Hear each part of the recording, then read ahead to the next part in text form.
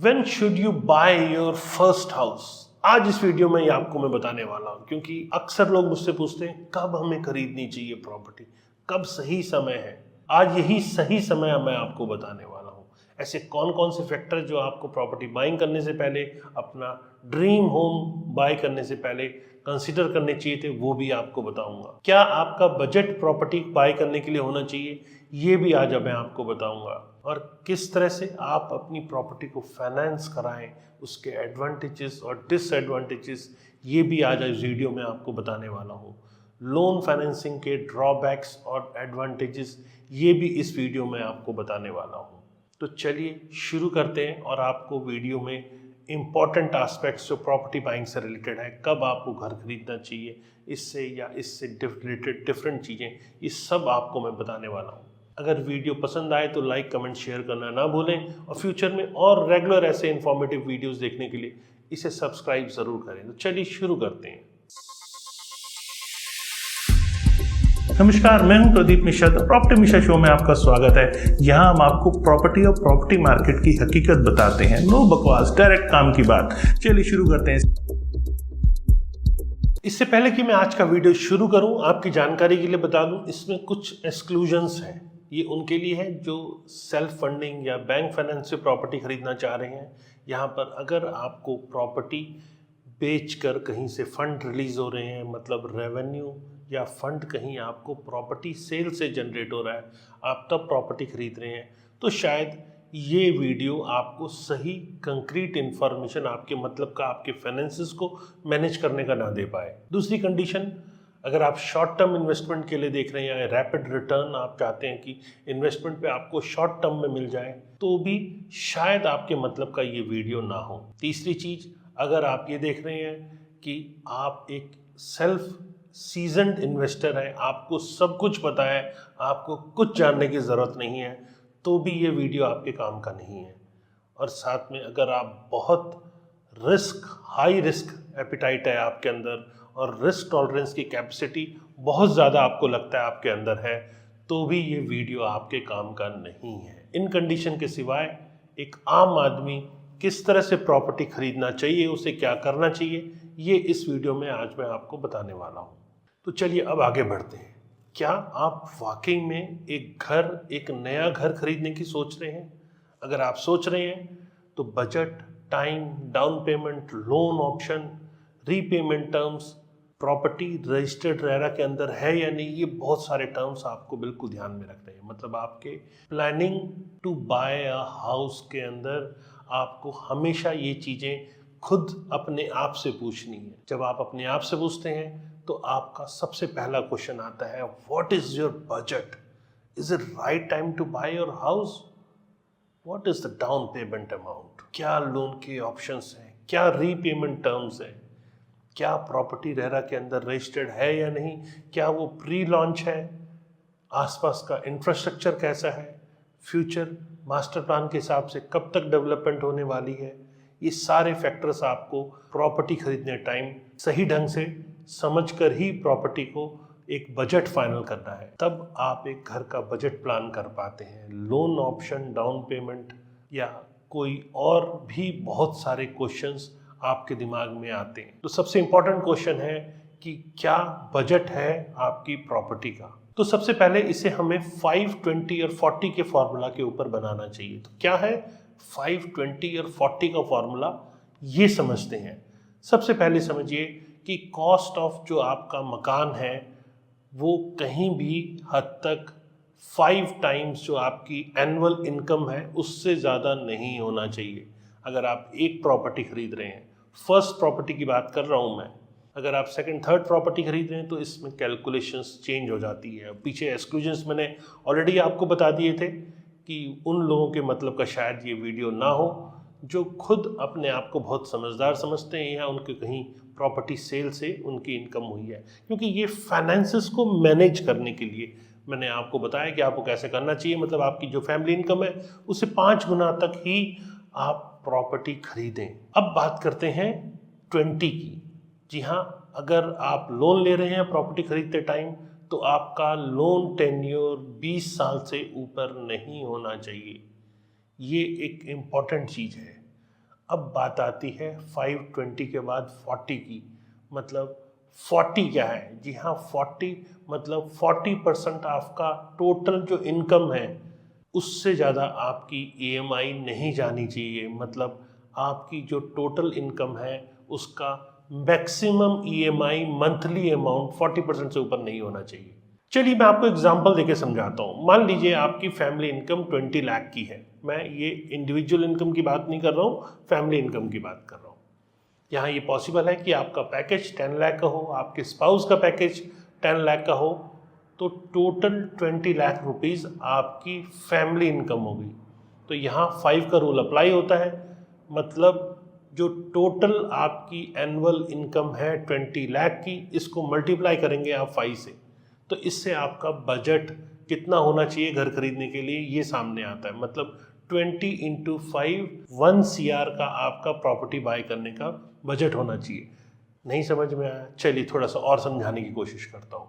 इसको समझाने के लिए मुझे थोड़ा सा आपको एग्जाम्पल देके समझाना पड़ेगा, उससे आपको एग्जैक्ट आइडिया मिल पाएगा, प्रॉपर चीज़ें क्रिस्टल क्लियर हो पाएंगी। मान लीजिए कि 3 केस है, मिस्टर ए, मिस्टर बी और मिस्टर सी। अब 3 केस में, एक में आपकी जो फैमिली इनकम है वो 12 लाख की है, एक में 15 लाख की और एक में 18 लाख की। अब सबसे पहले लेते हैं हम कि आपकी फैमिली इनकम 12 लाख की है, तो यहाँ पर आपकी मंथली इनकम 1 लाख की हुई।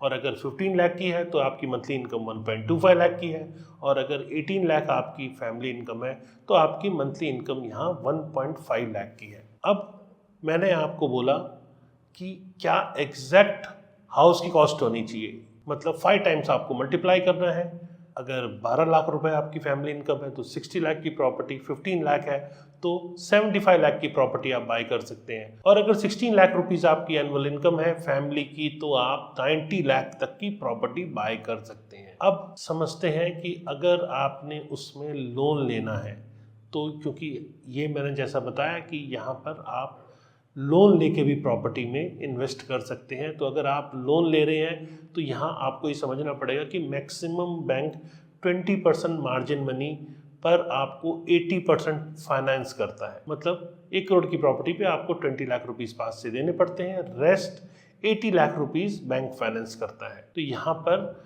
आप जब लोन ले रहे हैं तो 80% ही आपको बैंक फाइनेंस करेगा।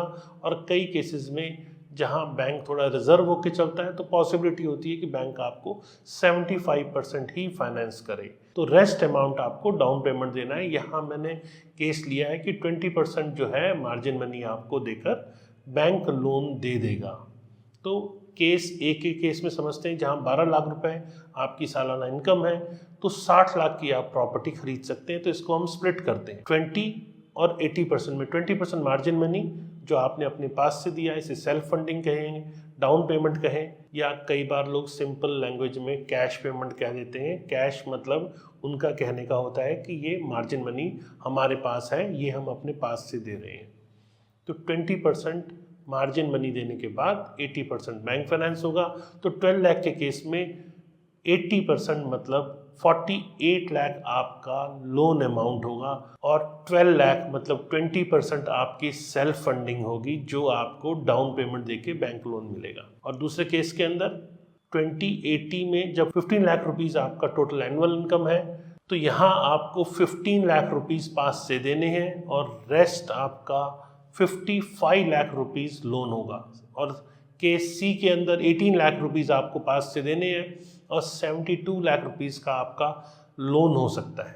तो चलिए अब आते हैं ईएमआई अमाउंट के ऊपर। करंट जो इंटरेस्ट रेट चल रहा है 8.25% का फिक्स इंटरेस्ट रेट इस टाइम पे डिफरेंट बैंक आपको ऑफर कर रहे हैं। और आपको अगर लोन 20 ईयर का है तो 8.25 के ऊपर आप इस टाइम डिफरेंट बैंक से लोन ले सकते हैं। 5-10 पैसा का ऊपर नीचे अलग अलग बैंक के हिसाब से हो सकता है। तो मैंने स्टैंडर्ड 8.25% के हिसाब से 20% जो लोन टेन्योर है उस हिसाब से कैलकुलेट किया है। तो ए केस में जो आपकी ईएमआई आएगी वो मंथली आएगी 40,899 और बी के केस में आपकी ईएमआई आएगी 46,864 रुपीज़ और सी के केस में 61,349 रुपीज़। तो अब हम कैलकुलेट करते हैं कि EMI as a percentage on monthly income आपको क्या पड़ता है। तो यहाँ पर अगर हम मंथली EMI को जो केस ए के केस के अंदर 40,899 देखते हैं तो 1 लाख की आपकी मंथली इनकम थी, तो 40,899 रुपीज़ आप EMI पे कर रहे हैं, मतलब 40.89% आपकी मंथली इनकम का जो एग्जैक्ट आता है वो लोन में चला जाता है। मतलब आप 5, 20 और 40 वाले केस के अंदर मैंने आपको बताया 40.89% आपका मंथली इनकम आप एज अ EMI पे करते हैं। और उसी तरह से बी के केस में 40.89% और उसी तरह सी के केस में 40.89% आप अपनी मंथली इनकम का एज अ EMI पे करते हैं। तो चलिए अब आपको बताता हूँ क्या है ऐसी ट्रिक जिससे आप 20 ईयर का लोन 10 ईयर में पे कर सकते हैं। ये भी आपके लिए जानना जरूरी है। तो चलिए मैं आपको एक एग्जांपल के तौर पे समझाता हूँ। अब मान लीजिए मिस्टर ए के केस में लोन अमाउंट 48 लाख रुपीस है और आपने एंटायर जो लोन अमाउंट है वो नॉर्मल EMI आपकी जो सेट है उस हिसाब से आप पे कर रहे हैं। और यहाँ पर एक ऑप्शन आपको ऐसा मिल जाए जहाँ पर आप अगर EMI को 2% ज़्यादा पे करेंगे तो आप अपना सारा लोन 15.5 ईयर में पूरा कर सकते हैं।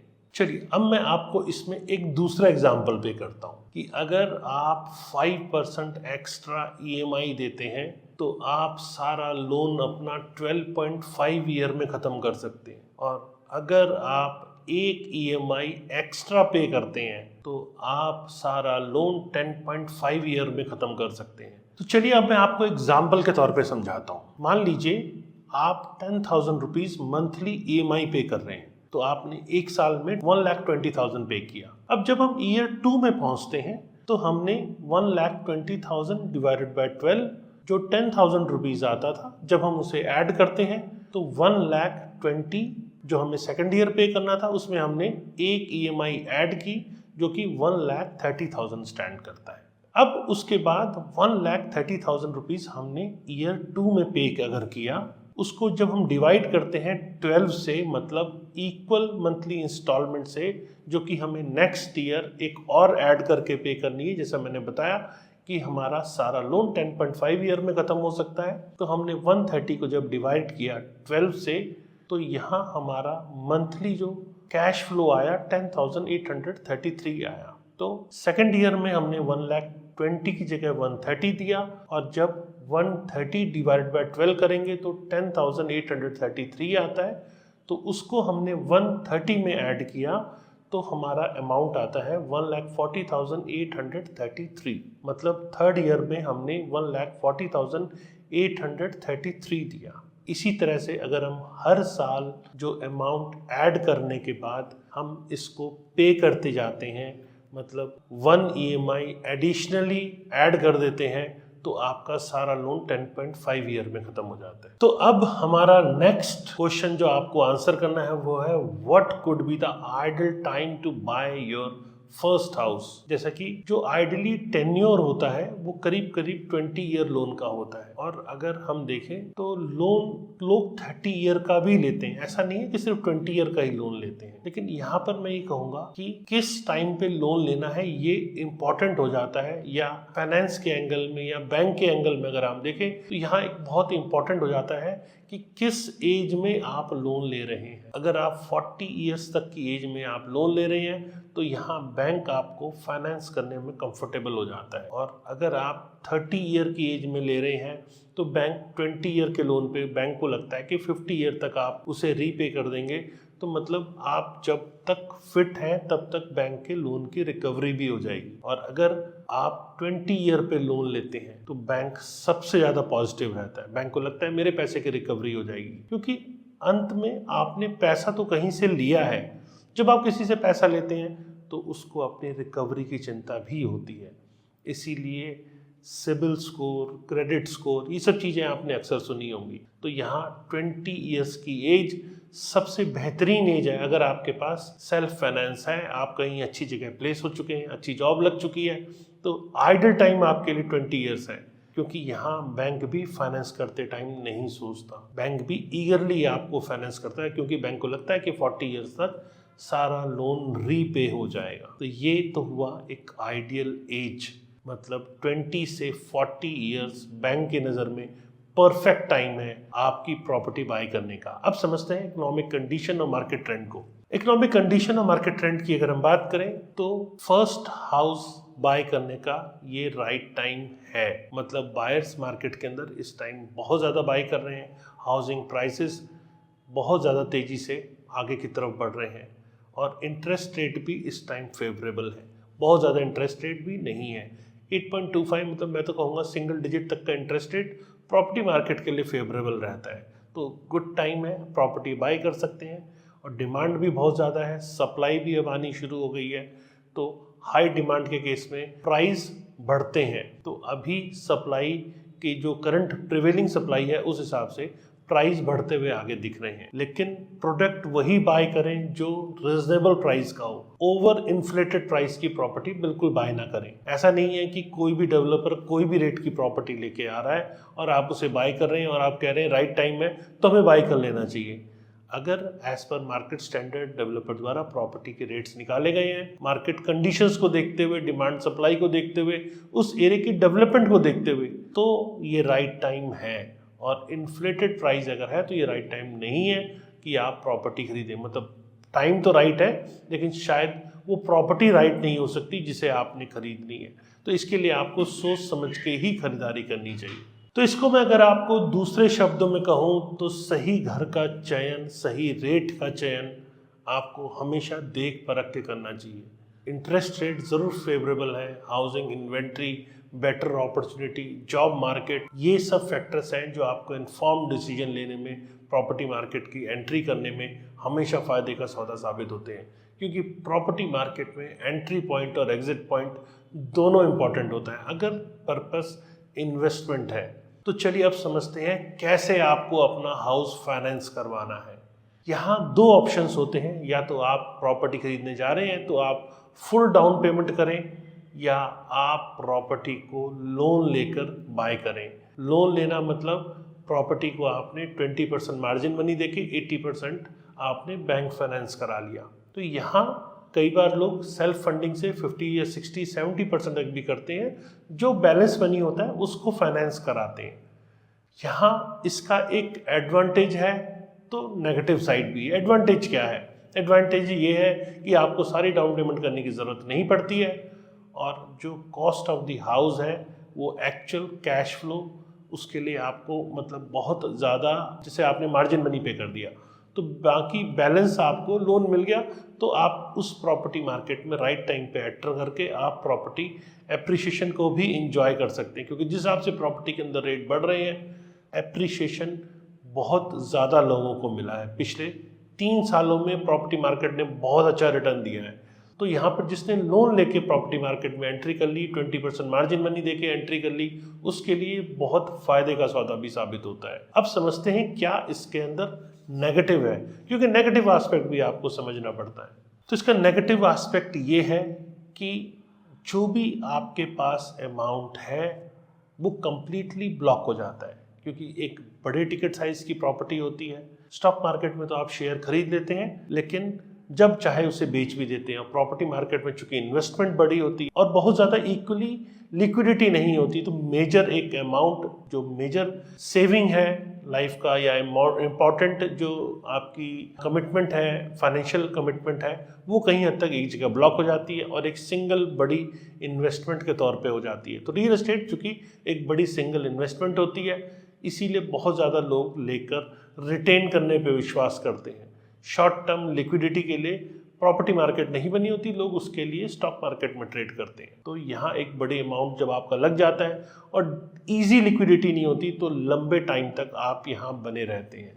अब समझते हैं लोन फाइनेंसिंग बेनिफिट्स के बारे में। सबसे पहले आप समझिए कि 2 लाख रुपए इंटरेस्ट अमाउंट पर और साथ में आपको 1.5 लाख रुपीस का प्रिंसिपल रीपेमेंट का भी बेनिफिट मिलता है। ज़्यादा बाइंग पावर आपके पास आती है, आप ज़्यादा बड़ा घर खरीद सकते हो। मतलब कई बार लोग, मान लीजिए आपके पास में 1 करोड़ रुपए है और आपको 3 करोड़ की प्रॉपर्टी पसंद है, उसको आपको लगता है कि आप लोन से रीपे कर सकते हैं या इन ड्यू कोर्स आपके पास पेमेंट आ जाएगी तो आप एक बड़ा घर राइट टाइम पे खरीद के और ज़्यादा अच्छा प्रॉफिट भी बुक कर सकते हैं, अपने रहने के लिए बड़ा आशियाना भी ले सकते हैं। आपके पास कैश भी अपने पास रह जाता है। मान लीजिए आपने फाइनेंस करा लिया और आपको कभी किसी कैश की ज़रूरत पड़ रही है, आपके पास सेल्फ फंडिंग आपके पास अगर है तो इमरजेंसी के केस में आप उस इन्वेस्टमेंट को सेफ जो आपका रखा हुआ है उसको आप यूटिलाइज भी कर सकते हैं। टैक्स सेविंग्स, जैसे मैंने बताया कि आपको टैक्स सेविंग में भी मॉर्टगेज का काफ़ी फ़ायदा मिलता है और जब आप लोन को रीपे करते हैं रेगुलर बेसिस पे तो आपका सिबिल भी ऑटोमेटिकली इम्प्रूव होता रहता है। कई बार आपने सुना होगा कि अगर आपने लोन नहीं लिया तो बैंक की तरफ से आपको कहा जाता है आपका सिबिल बहुत अच्छा नहीं है। आप कहेंगे कि हमने तो कुछ ऐसा लोन ही नहीं लिया, फिर सिबिल खराब क्यों है? तो उसका आंसर यही होता है कि अगर आपने लोन लेके एक ट्रैक बना दिया तो अगली बार आपको फाइनेंस लेने में बहुत ज़्यादा दिक्कत नहीं होती, एक सिबिल स्कोर आपका इम्प्रूव होता रहता है। अब समझते हैं लोन फाइनेंसिंग के ड्रॉबैक्स। इंटरेस्ट कॉस्ट आपको एक एडिशनल पे करना पड़ता है ओवर द टाइम।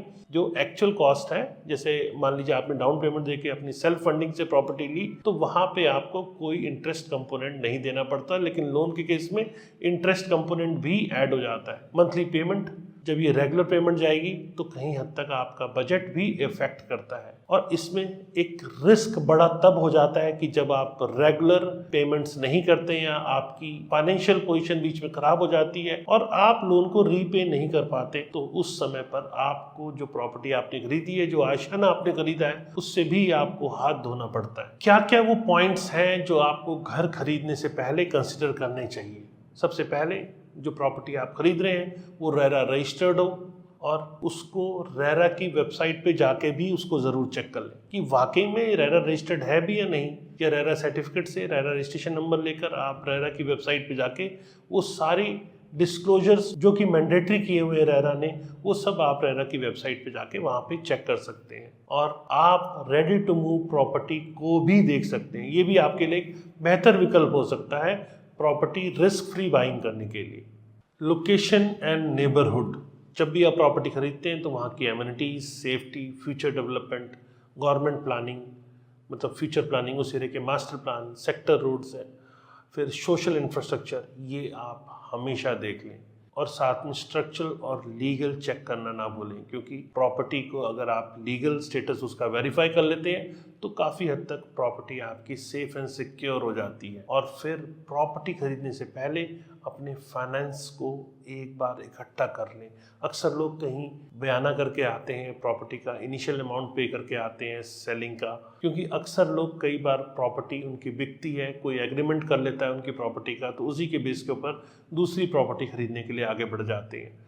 और पहला केस अगर ख़राब हो जाता है तो उन्होंने जो आगे पैसा दिया होता है वो भी ख़त्म हो जाता है। तो ऐसे केस में उनको एक बड़ी दिक्कत का सामना करना पड़ता है। तो फंड्स को पहले इकट्ठा कर लें, या अगर सोर्सेज कंफर्म है आपके पेमेंट के तभी आप नेक्स्ट प्रॉपर्टी को बाय करें। रीसेल पोटेंशियल, जब आप प्रॉपर्टी खरीदते हैं लोन लेके, क्योंकि मार्जिन मनी आपका कम दिया होता है तो इंटरेस्ट से कहीं ज़्यादा आपको वहाँ प्राइस एप्रिसिएशन मिल जाता है, तो वो भी आपके लिए अच्छा खासा बेनिफिट हो सकता है। और साथ में आपके लिए महत्वपूर्ण बात यह है कि होम इंश्योरेंस ज़रूर कराएं, क्योंकि प्रॉपर्टी बाय करने का तो ट्रेंड है, इन्वेस्टमेंट करने का भी ट्रेंड है, लेकिन होम इंश्योरेंस लोग नहीं कराते हैं। तो होम इंश्योरेंस ज़रूर से ज़रूर आप प्रॉपर्टी का कराएं। और साथ में एक इम्पॉर्टेंट बात यह है कि जब आप प्रॉपर्टी खरीदने के लिए जाते हैं तो एडिशनल कॉस्ट क्या लग रही है ये ज़रूर आप साथ में अपने बजट को मैनेज करते टाइम, बजट प्लान बनाते टाइम ज़रूर देख लें, क्योंकि प्रॉपर्टी के अंदर stamp duty, registration, brokerage, parking, maintenance, loan processing fee, GST जैसे कुछ कॉस्ट हैं जो कई बार लोग इग्नोर कर देते हैं और बाद में वो पे नहीं कर पाते हैं। तो फाइनल प्राइस आपका ये सब चीज़ों के साथ होता है। तो ये छोटी छोटी चीज़ें हैं जो आपको प्रॉपर्टी खरीदते टाइम, लोन लेते टाइम, फाइनेंस लेते टाइम इन सभी चीज़ों का ध्यान रखना है। अगर आप इन सबको ध्यान रख के प्रॉपर्टी बाय करते हैं तो आप नहीं फंसेंगे। कैसा लगा मेरे द्वारा दी गई ये सारी जानकारी? अगर जानकारी पसंद आई तो लाइक, कमेंट, शेयर ज़रूर करें और फ्यूचर में और रेगुलर ऐसे इन्फॉर्मेटिव वीडियोस देखने के लिए मुझे सब्सक्राइब करें। नमस्कार एंड जय हिंद।